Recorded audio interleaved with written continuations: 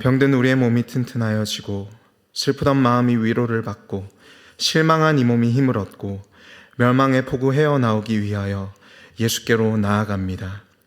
오늘도 우리에게 말씀하사 자유와 기쁨을 누리게 하시고 십자가 은혜 가운데 다시 한번 우리의 마음에 상한 것, 우리의 육신의 고통과 미래를 향한 두려움과 불안 가운데서 나와 주님께서 우리에게 주시는 평안과 기쁨과 소망 가운데로 나아가게 하여 주시옵소서. 예수님의 이름으로 기도합니다. 아멘. 할렐루야. 우리 함께 오신 분들 향해서 인사할까요? 참 잘 오셨습니다. 네, 우리 조금 더 멀리 계신 분에게 주님의 이름으로 환영하고 축복합니다. 한 번 더 인사하겠습니다. 주님의 이름으로 환영하고 축복합니다. 아멘. 여러분, 그 자녀와 부모 관계 사이에 가장 중요한 것이 무엇이라고 생각하십니까? 자녀와 부모 관계 사이에서 커트 톰슨이라는 그 신경정신과 의사는 자녀와 부모 사이에 가장 중요한 것이 바로 애착이다라고 말합니다. 이 애착이라는 것은 언제 만들어지냐면 영어로 4S, 그러니까 4개의 S인데요. 첫 번째로 부모가 아이를 보고 있을 때, see, 보고 있을 때. 두 번째로는 soothe, 달래줄 때. 그리고 세 번째로 safe, 안전할 때. 마지막 secure, 안정되어 있다고 느낄 때 아이가 부모와 애착 관계를 형성합니다. 그러니까 부모가 나를 보고 있고 나를 달래주고 돌보고 있고 또 나를 안전하게 해주고 나에게 안정감을 줄 때 자녀는 부모와 애착 관계를 형성한다는 거죠. 그리고 이 애착 관계를 형성하는 것이 왜 인생에서 정말로 중요하냐면 애착 관계가 형성된 아이만 긍정적인 미래를 그릴 수 있습니다. 그러니까 인생을 살다 보면 어떤 고난이나 어려움이 반드시 찾아오기 마련이죠. 그리고 우리가 그 고난과 어려움을 넘어가는 힘이 무엇이냐면 바로 긍정적인 미래를 기대하고 소망하는 것인데 그 힘이 어디에서 나오는가? 부모가 나를 보고 있고 나를 달래주고 나에게 안전하게 하고 나를 안정되게 한다는 그 애착 관계에서 나온다는 것이죠. 그러니까 어렸을 때 어떤 그런 부모의 돌봄, 나를 바라보고 있음, 이 안정감이 결여되어 있는 사람일수록 그 긍정적인 미래를 그리기가 더 어렵다라는 말입니다. 그래서 이제 그 커트 톰슨이라는 학자가 무엇을 이야기하냐면 그래서 우리가 하나님과 애착 관계가 형성되어야 된다는 거죠. 고난을 이겨내고 힘든 상황을 넘어가기 위해서, 그러니까 우리가 보다 긍정적인 미래를 그리고 꿈꾸고 소망하기 위해서 무엇이 필요하냐면 하나님께서 늘 나를 바라보고 계셨다라는 그 확신. 어린 시절부터 지금까지 그분이 늘 나를 보고 계셨고 돌보고 계시고 지금도 바라보고 계신다라는 확신. 그분이 나를 달래주고 계시고 그분이 나를 안전하게 하시고 나의 삶을 안정되게 하신다라는 그 애착이 필요하다라는 말입니다. 여러분, 오늘 이 말씀 여호수아의 유언의 말씀을 함께 나누면서 하나님과 애착 관계가 형성되신 여러분들 되시기를 축복합니다. 그러므로 긍정적인 미래를 그려보시고 미래를 향한 소망과 기쁨을 발견하시는 여러분들 되시기를 주님의 이름으로 축복합니다. 지난주에 저희는 여호수아 23장 1절부터 11절까지의 말씀을 나누면서 특별히 너희의 하나님 여호와라는 표현이 반복되는 것을 보았습니다. 그리고 너희의 하나님 여호와가 너희를 위하여 행하신 일, 너희를 위하여 싸우셨고 너희를 위하여 그 땅의 민족을 쫓아내셨고 너희를 위하여 그 아브라함과 맺은 언약을 지켜내고 계시다라는 그 말씀의 한 복판, 한 가운데 5절, 6절, 7절에서 무엇을 요구하셨냐면 바로 순종을 요구하셨죠. 너희의 하나님 여호와께서 너희를 돌보시고 너희를 위하여 싸우시고 너희를 위하여 일하시니 그러므로 순종해라.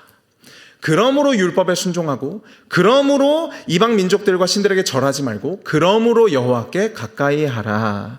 그리고 이것이 바로 여호수아서가 우리에게 가르쳐주는 순종의 패턴이다. 하나님은 먼저 우리에게 순종을 요구하시는 것이 아니라 순종에 앞서서 먼저 그분의 신실하심, 선하심, 그분의 사랑을 우리에게 보이신다라는 말씀을 드렸습니다.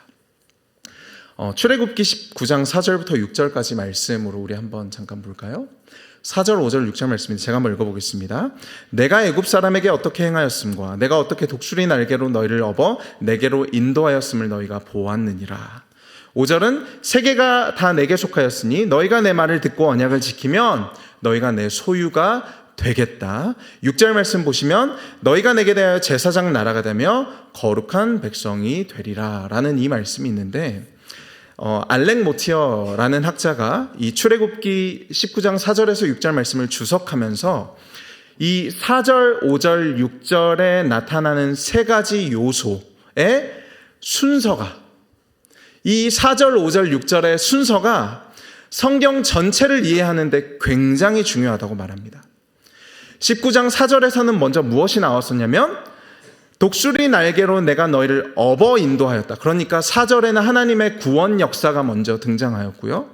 5절에서는 너희가 내 말을 듣고 내 언약을 지키면 순종에 대한 말씀이 등장합니다. 그리고 마지막 6절에서는 무엇이 나왔냐면 순종에 따른 축복, 너희가 내 제사장 나라가 되며 거룩한 백성이 되리라.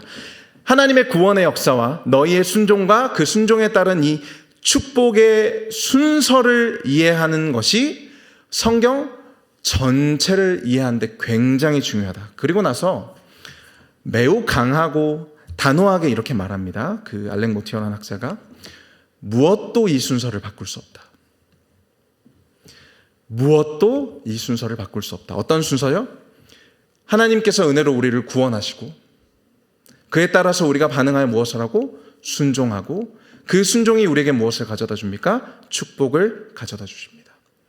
하나님의 일하심과 하나님의 은혜, 아무 조건 없는 사랑과 은혜가 먼저 우리에게 주어지면 그 결과 우리가 그것에 감격하여 순종하게 된다. 그리고 우리가 복을 받는다. 무엇도 이 순서를 바꿀 수 없다라고 말합니다. 여러분, 그래서 하나님이 이스라엘 백성들을 구원하신 그 순서를 우리가 잘 들여다보면 하나님은 먼저 이스라엘 백성들에게 율법을 주신 것이 아니라 그들을 먼저 애굽에서 건져내셨죠. 그들이 애굽에서 하고 있었던 일이라고는 힘들어하는 것, 신음하는 것, 고통받는 것이었지만 하나님은 아무 조건 없이 이스라엘 백성들을 건져내사 구원하시고 10가지 재앙을 통해서 홍해를 건너게 하시고 그 다음에 시내산에서 무엇을 주시죠?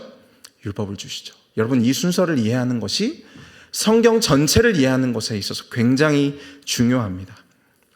그리고 이 순서가 무엇도 이 순서를 바꿀 수 없다라고 말하는 것이죠. 그래서 지난주 여호수아서 우리 23장 1절부터 11절까지의 내용이 이스라엘을 인도하여 내신 하나님의 은혜와 무조건적인 사랑, 그리고 그 결과 너희가 순종해라, 축복해라에 대해서 말했다면 오늘 우리가 읽은 본문 12절부터 16절까지의 말씀은 하나님의 조건적 사랑, 그리고 불순종과 저주에 대해서 말하고 있습니다. 1절부터 11절까지 순종에 따른 축복이 나왔다면 12절부터 16절까지는 불순종에 따른 저주가 나온다는 것이죠. 하나님의 무조건적인 사랑과 은혜가 그려졌다면 하나님의 조건적인 사랑, 너희가 순종하면 복을 주지만 너희가 불순종하면 반드시 저주가 너희에게 임하라는 그 두 가지의 모순되는 내용이 이 23장에 함께 공존하고 있다는 말입니다. 우리 오늘 본문 12절 말씀 다시 한번 보겠습니다. 함께 읽어볼까요? 오늘 본문 12절입니다. 시작. 너희가 만일 돌아서서 너희 중에 남아있는 이 민족들을 가까이하여 더불어 혼인하며 서로 왕래하면. 여러분, 12절에 가운데 보시면 이 민족들을 가까이하여 라는 표현이 있습니다. 눈썰미가 있으신 분들은 지난주에 8절에서 나눴던 말씀인데요, 8절에서도 같은 표현이 나옵니다. 여호와께 가까이 하기를. 제가 지난주에 설교하면서 이 표현이 창세기 2장에서 나오는 표현이라고 말씀드렸었죠. 남자와 여자가 부모를 떠나 한 몸을 이룬다라는 표현이 오늘 본문 8절에서 그리고 13절에서 나타나는 가까이 한다라는 표현입니다.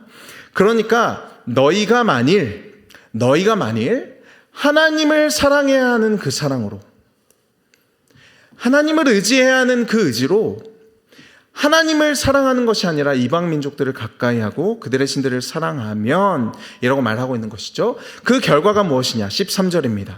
확실히 알라. 너희의 하나님 여호와께서 이 민족들을 너희 목전에서 다시는 쫓아내지 아니하시리니. 그 뒤에 무엇이 된다고 말하냐면 올무가 되고요, 덫이 되고요, 옆구리에 채찍이 되고요, 눈에 가시가 될 것이다. 그 결과 마침내 너희의 하나님 여호와께서 너희에게 주신 이 아름다운 땅에서 어떻게 하시리라? 멸하리라. 여러분 23절의 말씀을 보십시오. 이 13절의 말씀을 보시고 5절 말씀도 함께 보시겠습니다. 너희의 하나님 여호와 그가 너희 앞에서 그들을 쫓아내사. 13절에서는 쫓아내지 아니하시리니, 5절에서는 쫓아내사. 너희 목전에서 그들을 떠나게 하시리니 하나님께서 너희에게 말씀하신 대로 너희가 그 땅을 차지할 것이다 라고 5절에서 말씀했는데 정확히 그 반대의 내용이 13절에서 나온다라는 것이죠. 너희 하나님 여호와께서 그들을 너희 목전에 쫓아내지 아니할 것이고 그러면 너희는 그 땅에서 멸할 것이다. 그러니까 앞선 5절에서 나오는 축복은 너희가 여호와를 가까이 하면 주어지는 축복이라면 13절의 저주는 너희가 여호와를 가까이 하지 않고 이방신들을 가까이 함으로써 주어지는 저주의 결과라는 것입니다. 그러니까 축복과 저주가 무엇을 가까이 하느냐에 달려 있다는 거죠. 하나님을 가까이 하면 복을 받는다. 이방신들과 그 민족들을 가까이 하면 저주를 받는다. 그들이 너희의 올무가 되고 덫이 되고 옆구리에 채찍이 되고 눈에 가시가 되어 너희는 결국 그 땅에서 쫓겨날 것이다 라는 이 대조가 분명하게 드러나고 있다는 것입니다. 구약 성경에서 전형적으로 드러나는 이 복과 저주의 패턴이죠. 그리심산과 에발산에서 나타났던. 또 14절과 15절 말씀을 볼까요? 보라, 나는 온 세상이 가는 길로 가려니와 너희의 하나님 여호와께서 너희에게 대하여 말씀하신 모든 어떤 말씀? 선한 말씀이 하나도 틀리지 아니하고 다 너에게 응하여 그 중에 하나도 어김이 없음을 너희 모든 사람은 마음과 뜻으로 아는 바라. 세번역 성경은 너희 마음과 너희 양심으로 아는 바라. 무엇을? 하나님께서 너희에게 약속하신 그 선한 말씀이 하나도 틀리지 않고 다 너희에게 이루어졌다는 그 사실을 너희의 마음으로, 너희의 양심으로 다 너희가 알고 있다는 것이죠. 그리고 이와 대조되는 내용이 다시 한번 15절에서 등장합니다. 우리 15절 말씀은 같이 읽어보겠습니다. 너희의 하나님 여호와께서 너희에게 말씀하신 모든 선한 말씀이 너희에게 임한 것 같이 불길한 말씀도 너희에게 임하게 하사 너희의 하나님 여호와께서 너희에게 주신 이 아름다운 땅에서 너희를 멸절하기까지 할 것이라. 불길한 말씀입니다. 하나님께서 선한 말씀을 하나도 빠짐없이 이루신 것처럼 15절에서는 불길한 말씀도 하나도 빠짐없이 이루실 것이다. 너희 하나님 여호와께서는 너희에게 주신 그 땅에서 너희를 멸절하기까지 하실 것이다. 여러분, 우리는 분명히 알아야 합니다. 하나님은 그분이 하신 약속을 절대로 어기시거나 무르시는 법이 없습니다. 여러분, 우리가 말을 하면 예를 들어서 내일 같이 밥을 먹읍시다 라고 말을 하면 그 뱉은 말을 지키기까지 시간과 노력이 필요합니다. 그렇죠? 그래서 우리는 말이 뱉었다고 그 말이 이루어진 것은 아닙니다. 그러나 여러분, 하나님이 말씀하시면 그 말씀하신 즉시 그 말씀은 모두 이루어진 것입니다. 하나님이 빛이 있으라 라고 말씀하시면 그 말씀이 이루어지기까지 시간과 노력이 필요한 것이 아니라 있으라 라고 말씀하시면 그 말씀은 그 즉시 현실이 되는 것이죠. 하나님께서 이 이스라엘 백성에게 약속하신 선한 말씀이 하나도 빠짐없이 이루어졌다라면 여러분, 우리는 무엇도 알아야 하냐면 하나님께서 말씀하신 그 불길한 말씀도 반드시 이루어진다라는 사실을 알아야 하고 두려워해야 합니다. 여러분, 그 불길한 말씀이 무엇이죠? 너희가 나를 사랑해야 하는 사랑으로, 내가 너희를 창조할 때 나를 향하도록 만든 그 사랑으로 이방신들과 이방 민족과 이 세상을 사랑하면, 나를 의지해야 하는 너희가 세상의 다른 힘과 능력과 돌파구를 의지한다면 내가 복으로 너희에게 준 것을 저주로 바꿀 것이다. 너희에게 준 그 약속의 땅에서 멸절시키실 것이다. 하나님의 신실하심이 양날의 검과 같다라는 말입니다. 하나님의 신실하심은 그분의 선한 말씀을 이루시기도 하지만 우리에게는 불길한 말씀, 우리에게 절대 이루어지면 안 되는 말씀에도 신실하시다라는 것이죠. 여러분, 그래서 16절을 볼까요? 만일 너희가 너희 하나님 여호와께서 너에게 명령하신 언약을 범하고 가서 다른 신들을 섬겨 그들에게 절하면 여호와의 진노가 너희에게 미치리니. 여러분, 이 말씀이 사실인 것을 믿으십니까? 너희에게 주신 아름다운 땅에서 너희가 속히 멸망하리라. 다시 한번 만일이라는 표현이 반복되고 있죠. 만일 너희가 언약을 범하면, 만일 너희가 다른 신들을 섬기고 만일 그들을 사랑하면 여호와의 진노가 너에게 미칠 것이다. 여러분, 그래서 여호수아 23장 전체에는 이스라엘 백성들에게 두 가지의 가능성이 열려 있습니다.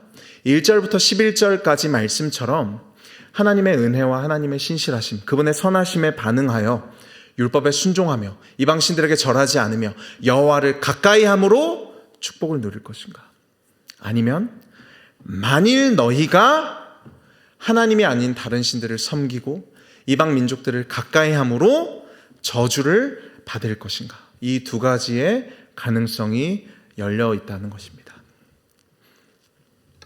여러분, 무엇을 선택해야겠습니까? 은혜에 반응하여 순종함으로 축복을 누릴 것인가? 하나님을 멀리하여 불순종함으로 저주를 받을 것인가? 여러분, 제가 이렇게 질문을 드려보겠습니다. 이스라엘은 무엇을 선택하였습니까? 아담과 하와는 에덴 동산에서 무엇을 선택했습니까? 12 정탐꾼은 그 땅에 대해서 무엇을 선택했습니까? 에발산과 그리심산에서 선포된 복과 저주를 두고 이스라엘은 어느 편을 선택했습니까? 그리고 다시 한번 여호수아서에서 이스라엘은 그들에게 주어진 이 축복의 땅에서 무엇을 선택할까요? 정말로 열린 결말이겠습니까? 정말 열린 결말이라면 우리는 저주를 선택하지 않겠습니다, 순종하겠습니다 라고 결단하고 돌아가면 됩니다. 그러나 현실은 그렇지 않다라는 거죠. 여러분, 성경 2장만 이렇게 넘겨보시겠습니까? 2장만 넘기시면 사사기 2장이 나옵니다. 사사기 2장 1절부터 3절 말씀 보겠습니다. 여호와의 사자가 길갈에서부터 복임으로 올라와 말하되 내가 너희를 애굽에서 올라오게 하여 내가 너희에게 조상들에게 맹세한 땅으로 들어가게 하였으며 또 내가 이르기를 내가 너희와 함께한 언약을 영원히 어기지 아니하리니 너희는 이 땅의 주민과 언약을 맺지 말며 그들의 제단을 헐라하였거늘 너희가 내 목소리를 듣지 아니하였으니 어찌하여 그리하였느냐. 그러므로 내가 또 말하기를 내가 그들을 너희 앞에서 쫓아내지 아니할 것이다. 그들이 너희 옆구리에 가시가 될 것이고 그들의 신들이 너희에게 올무가 되리라. 성경을 딱 2장만 넘기면 이스라엘이 무엇을 선택했다고 나옵니까?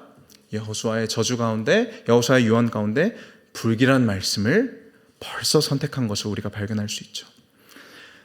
너희가 만일 하나님이 아니라 이방 신들을 가까이 하면 그들이 너희 옆구리에 채찍과 눈에 가시가 될 것이며 올무와 덫이 될 것이라는 말씀이 바로 성취된다라는 것입니다.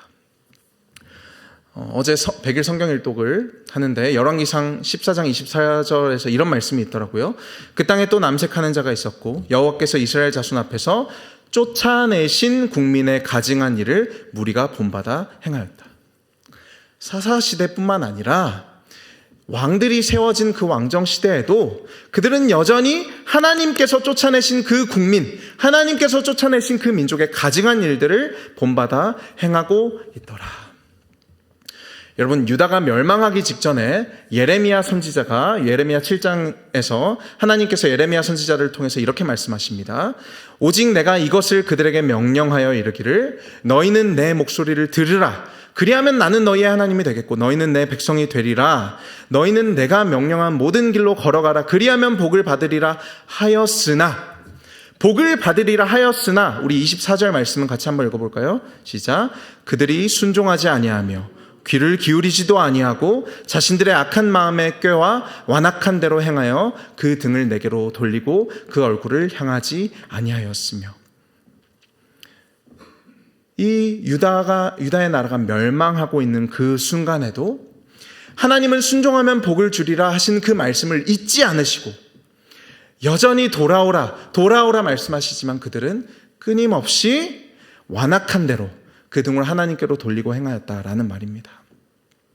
여러분, 느헤미야 13장이, 우리가 이제 에스더서를 제외하고는 느헤미야 13장이 역사서의 가장 마지막, 그러니까 우리가 알고 있는 구약 역사의 가장 마지막 장이라고 할 수 있는데요. 느헤미야서는 우리가 잘 알고 있는 것처럼 포로로 잡혀간, 그러니까 방금 읽은 예레미야의 말씀대로 정말로 남유다가 멸망을 했고, 멸망을 한 후에 그 땅에 바벨론으로 포로로 잡혀가서 포로에서 돌아온 백성들이 개혁을 하는 내용, 성전을 건축하는 내용, 다시 한번 성벽을 재건하는 내용이 에스라 느헤미야서입니다. 그러면 이 백성들의 관심이 무엇이겠습니까? 우리가 조상들처럼 실수를 반복하지 않겠다. 우리는 우리 조상들의 죄를 다시 범하지 않겠습니다가 이들의 관심사이자 목적이지 않겠습니까? 느헤미야서 13장 마지막 장 13장 18절의 말씀을 보시면 느헤미야가 이렇게 꾸짖습니다. 너희 조상들이 이같이 행하지 아니하였느냐? 그래서 우리 하나님이 이 모든 재앙을 우리와 이 성읍에 내리신 것이 아니냐? 그럼에도 불구하고 너희는 안식일을 범하고 이스라엘에게 더욱 하나님의 진노가 심하게 임하도록 하는도다. 느헤미야 13장 28절에서 29절 보시면 대제사장 엘리야십의 손자가 호론 사람 산발랏의 사위가 되었습니다. 이방 민족들을 가까이하고 이방 신들을 섬긴다라는 것이죠. 그래서 29절에 느헤미야가 이렇게 말합니다. 내 하나님이여, 그들이 제사장의 직분을 더럽히고 제사장의 직분과 레위 사람에 대한 언약을 어겼사오니.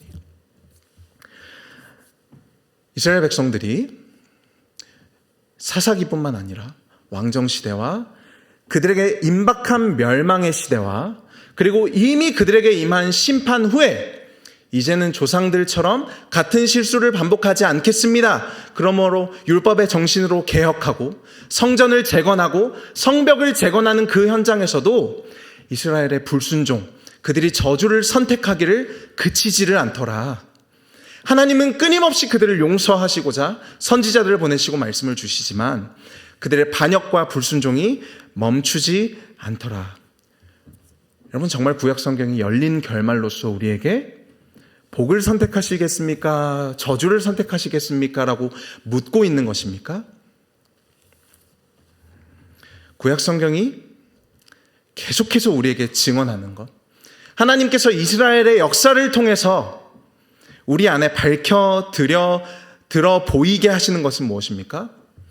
이스라엘은, 이 죄성 많은 인간은 계속해서 저주를 선택하더라. 아담과 하와는 선악과를 먹더라. 12 정탐꾼은 그 땅을 악평하더라. 에발산과 그리심산에서 선포된 복과 저주의 말씀 중에 이스라엘은 저주의 길을 계속해서 가더라. 이스라엘의 왕들은 대부분 불순종의 길을 선택하고 선지자들을 보내고 또 보내도 그들은 하나님의 거절하고 결국 그 땅에서 쫓겨나더라. 그러므로 구약의 결론, 그리고 우리 개개인의 인생의 결론은 무엇입니까?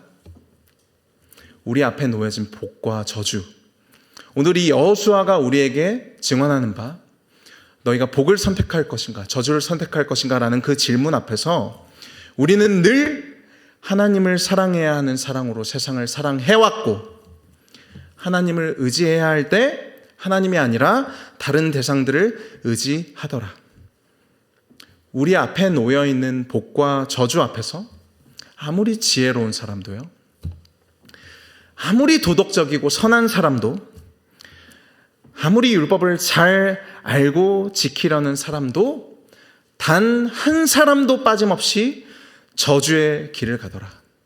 의는 없나니 하나도 없다는 것이 여러분 구약의 닫힌 결말 아닙니까? 여러분 그러니까 우리는 여호수아 23장을 보면서 한편으로는 이미 결말이 정해져 있는, 그리고 우리 모두 다 결말을 알고 있는 영화의 한 장면을 들여다보고 있습니다. 과연 이스라엘이 순종할 수 있을까? 여러분 그런 기대감이 우리에게 있습니다. 그런데 2장만 지나가면, 여호수아의 유언이 선포된 지 2장만 지나가면 처참하게 무너지더라. 여러분 그렇기 때문에 오늘 우리에게 주어진 이 여호수아의 유언 23장의 말씀, 복과 저주 앞에서, 순종과 불순종 앞에서 너희가 무엇을 선택할 것인가? 그러니까 우리에게 던져지는 도전, 각오, 결단이기 이전에, 그러니까 순종합시다를 말하기 이전에 우리는 늘 저주를 선택할 수밖에 없는 이 이스라엘의 현실과 우리의 현실을 암시하는 슬픈 자화상을 그리고 있다는 것이죠. 여러분 이것이 구약의 역사를 모두 알고 있는 우리가 가질 수밖에 없는 첫 번째 이 이야기의 결말입니다. 여러분 그러나 우리에게 주어진 두 번째 결말이 있다는 것이죠. 슬픈 자화상 속에서, 그러니까 우리가 여호수아 23장을 읽으면서 그리고 구약 전체를 읽어 나가면서 폐허와 같은 우리의 현실 속에서 우리가 순종할 수 없음을 인정하고 우리의 순종으로 복을 받을 수 없음을 인정할 때, 여러분 오늘 우리는 이 여호수아 23장에 숨겨져 있는 진짜 소망, 진짜 보화를 발견할 수 있습니다. 여러분 잘 생각해 보면, 만약에 정말로 이스라엘이 이 여호수아의 선포의 말씀을 듣고 그들 앞에 놓여진 복과 저주 가운데 복을 선택할 수 있었다면, 그들의 지혜와 노력과 결단으로 정말 하나님이 요구하시는 길을 걸을 수 있었다면, 성경은 여기에서 끝이 나도 괜찮습니다. 우리도 이스라엘 백성들이 한 것처럼 열심과 노력과 결단으로 하나님 앞에 의롭다함을 받을 수 있다면, 여러분 여기서 성경이 마무리되어져도 좋습니다. 그러나 그렇지 않죠? 뒤에 많은 내용들이 우리에게 보여주고자 하는 새로운 결말, 그리고 진정한 결말이 우리에게 있죠. 그런데 우리는 신앙생활을 하다 보면 너무나도 자주 성경을 여기에서 끝내고 싶어 합니다. 성경을 여기에서 덮고 싶어 합니다. 우리가 하나님 앞에 불순종하면, 우리가 하나님의 언약을 범하면 하나님의 진노가 속히 임하리라는 그 경고의 말씀을 보고, 여러분 이 말씀을 읽으시면서 어떠셨습니까? 하나님의 말씀을 지켜야겠다. 정말 그 불길한 말씀이 나의 현실이 되지 않도록 해야겠다. 그래서 순종해야겠다. 그래서 결단해야겠다라고 마치고 싶어 한다는 거죠.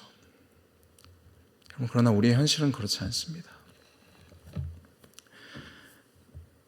먼저 우리는 이 말씀에 숨겨진 보화를 발견하기 전에 폐허와 같은 우리의 영적 현실, 그리고 복과 저주 앞에서 저주를 선택할 수밖에 없는 이스라엘의 영적 현실을 인정해야 합니다. 안 됩니다. 안 되더라. 율법으로도, 수많은 명령으로도, 종교 행위와 노력으로도 안 되더라. 여러분 그래서 우리가 그 폐허와 같은 우리의 영적 현실 가운데 어디로 도망해야 하는가라는 것이죠. 우리는 너무나도 여기에서 성경을 덮고, 하나님 그럼 내가 열심히 살아보겠습니다. 제가 금요기도회 끝나면 늘 자주 하는 건데요. 하나님 그러면 오늘 제가 말씀을 듣고 은혜를 받았으니까 이렇게 살아보겠습니다. 이렇게 결단하겠습니다. 그러면 제 마음이 편하더라고요, 한편으로는. 그러나 정말로 우리가 도망해야 하는 곳은 어디인가? 성경이 여기에서 끝나지 않고 어디로 가라고 우리에게 계속해서 우리를 이끌어가고 우리를 향하게 하고 있는가? 누가복음 24장 27절 말씀이죠. 이에 모세와 모든 선지자의 글로 시작하여 모든 성경에 쓴 바 자기에 관한 것을 자세히 설명하시니라. 영적 폐허와 같은 그 어떤 선한 것도 나올 수 없는 우리의 영적인 현실 가운데 나의 각오와 결단으로는 도저히 그 복을 선택할 수 없는 우리의 무능력함 가운데 여러분, 오늘도 이 여호수아 본문에서 우리가 퍼올릴 수 있는 유일한 생명수, 우리가 발견할 수 있는 유일한 소망은 여러분 그리스도밖에 없습니다. 이것이 우리가 알고 있는 두 번째 결말이죠.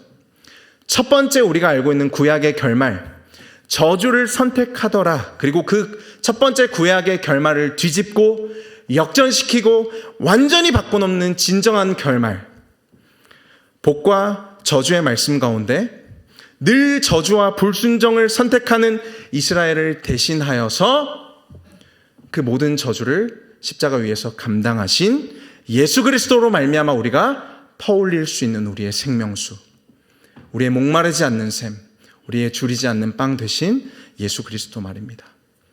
우리 스스로 올무와 덫에 매여야 하고 옆구리에 눈에 채찍과 가시를 뒤집어 써야 하는 우리 대신에 스스로 올무와 덫, 십자가에 매이사 옆구리에 창과 눈에 가시와 머리에 가시관을 뒤집어 쓰시고 하나님이 말씀하신 모든 불길한 말씀, 여호수아가 우리에게 경고한 그 모든 불길한 말씀이 자신에게 이루어지게 하신, 그러므로 그 아름다운 땅, 그 시온 성 예루살렘에서 죄와 사망과 저주를 뒤집어 쓰신 그리스도 말입니다. 그 그리스도의 십자가 위에서 우리가 받아 마땅한 모든 불길한 말씀이 이루어졌고요.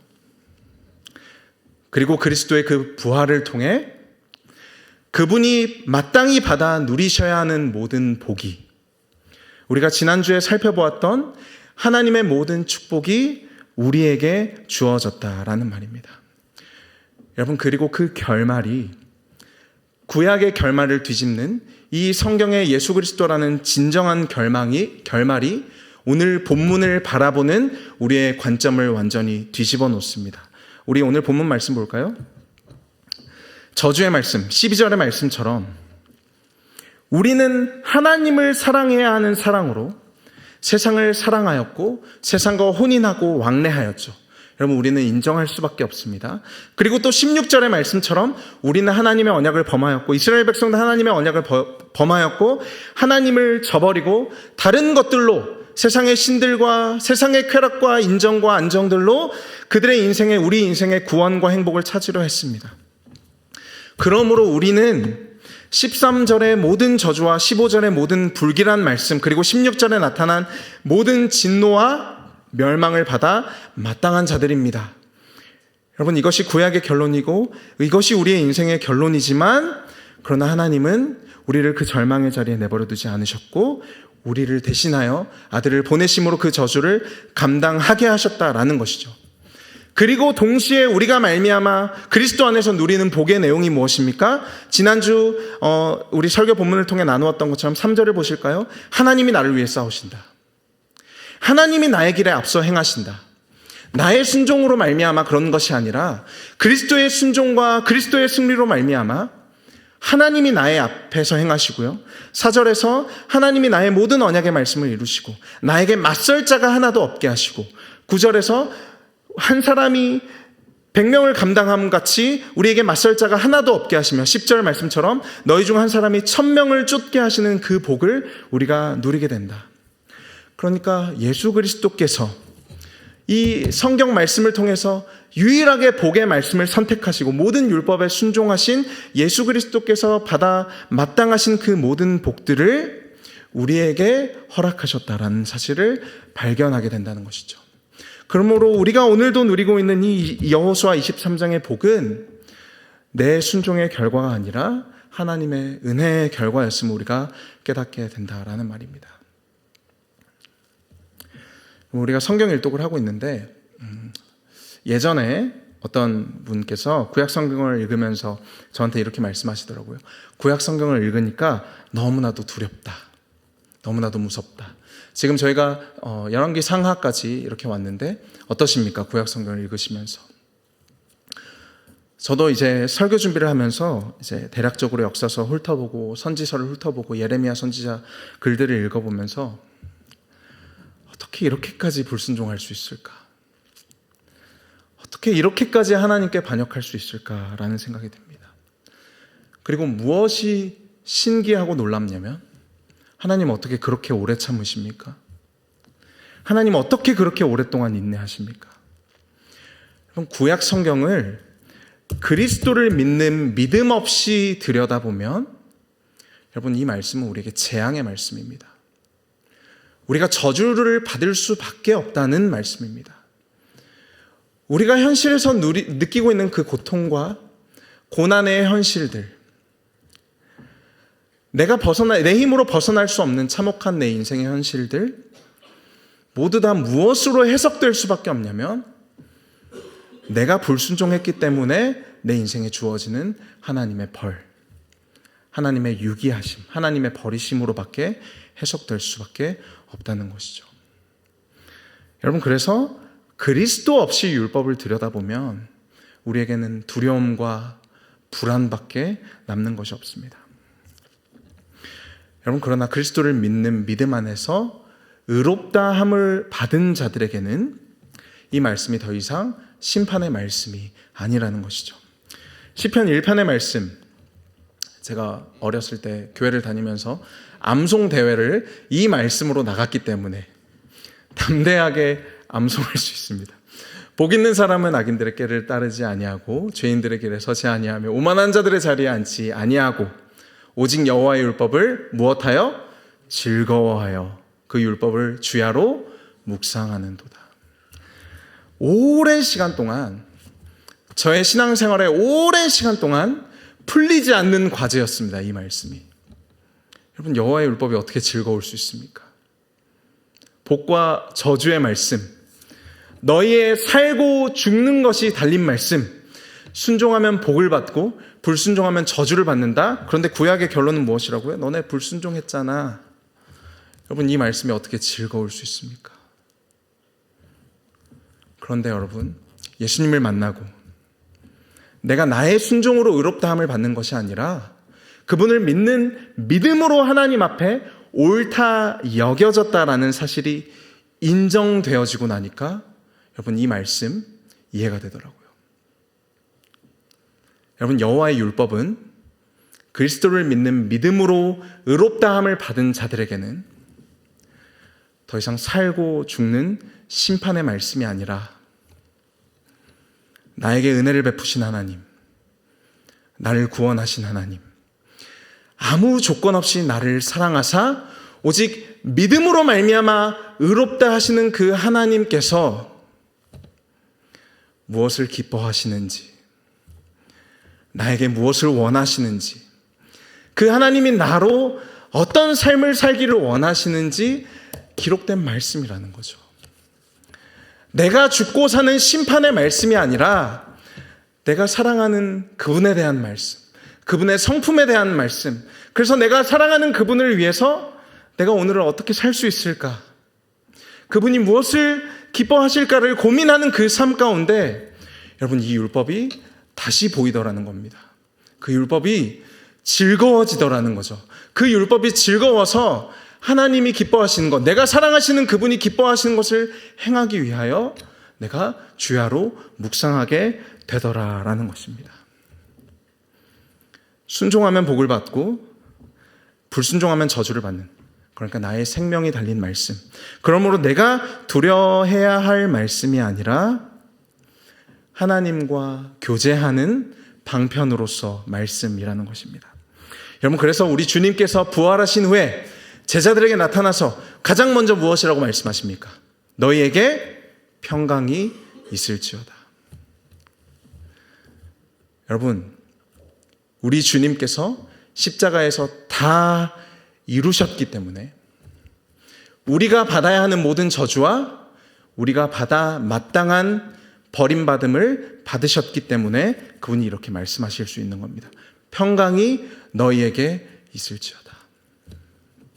그래서 때로는 우리가 살다 보면 하나님께 버림받은 것 같은 느낌이 들 때가 있죠. 새벽이 되고 깊은 어둠이 찾아오면 다시는 동이 틀지 않을 것 같은 절망과 두려움의 시간들이 있습니다. 마치 하나님이 나와 함께 하시지 않는 것 같은 그 순간들이 우리 인생에 있다는 것이죠. 여러분, 그러나 그리스도께서 버림받으셨기 때문에, 그리스도께서 영원히 동이 트지 않는 그 어둠을 겪으셨기 때문에 우리의 어둠 뒤에는 반드시 빛이 찾아오고요, 우리가 버림받은 것 같으나 버림받지 않습니다. 우리가 하나님께 외면당하는 것 같이 느껴지나 절대로 하나님은 우리를 외면하지 않으시죠. 주님께서 십자가 위에서 외면당하셨기 때문입니다. 여러분, 그래서 오늘 이 여호수아 23장의 복과 저주의 말씀, 너희가 만일 여호와께 불순종하면, 너희가 만일 이방신들을 가까이 하고 그들에게 절하고 너희가 만일 나의 언약을 범하면 너희가 이 약속의 땅에서, 이 언약의 땅에서 쫓겨나리라 라는 그 말씀은 우리 그리스도 안에서 이미 성취된 말씀이므로 우리는 여전히 두렵고 떨림으로 그 십자가를 바라보면서 내가 받아야 했던 그 저주가 얼마나 무서운 것인지, 얼마나 잔혹한 것인지, 얼마나 냉혹한 것인지를 깨닫고 믿음으로 말미암아 받은 의로움 가운데서 다시 순종해 볼 수 있다는 것입니다. 우리에게 기회가 열려 있다는 것입니다. 구약이 닫힌 결말로 불순종과 저주로 마무리되지 않고, 그리하여서 우리의 인생도 과거의 부끄러움과 수치와 죄악 가운데 끝이 나지 않고 내일이라는 새로운 하루, 새로운 주의 날, 그 부활의 소망이 우리에게 날마다 주어지더라. 순종을 해볼 수 있는 기회가 우리에게 날마다 주어진다라는 것이죠. 그 안에서 진정한 순종의 열매가 맺힌다라는 말입니다. 여러분, 설교 초반에 말씀드렸던 것처럼 그 알렉 모티아라는 구약 그 학자의 말처럼 무엇도 이 순서를 바꿀 수 없습니다. 무엇도 이 순서를 바꿀 수 없습니다. 하나님의 은혜가 우리에게 주어지면 우리는 그 은혜에 감격하여 순종하고 그 순종의 결과로 우리가 복을 받습니다. 그래서 우리가 순종하여서 복을 받는다라고 말하지만 여전히 그리스도밖에 자랑할 수 없다는 것이죠. 그 하나님의 은혜를 깊이 경험할 때 복과 저주의 말씀 가운데 우리를 대신하여 저주를 당하시고 우리가 받아 마땅한 그 저주를 감당하시고 우리에게 복을 주신 그 그리스도 안에서 진정한 순종의 열매가 맺히고 우리의 삶을 통해 하나님의 복이 흘러내려갈 줄로 믿습니다. 그 복의 통로가 되시며 그 하나님의 말씀에 순종하신 여러분들 되시기를 주님의 이름으로 축복합니다. 기도하겠습니다. 하나님 감사합니다. 여호수아 23장의 복과 저주의 말씀 앞에서 두렵고 떨림으로 늘 저주를 선택할 수밖에 없는 우리의 폐허와 같은 영적 현실 가운데 그리스도로 말미암아 주어진 소망을 발견합니다. 하나님, 오늘도 이 말씀대로 두렵고 떨림으로 순종하게 하시고 그 순종함으로 말미암아 복을 누리는 은혜가 우리에게 있게 하여 주시옵소서. 예수님의 이름으로 기도드립니다. 아멘.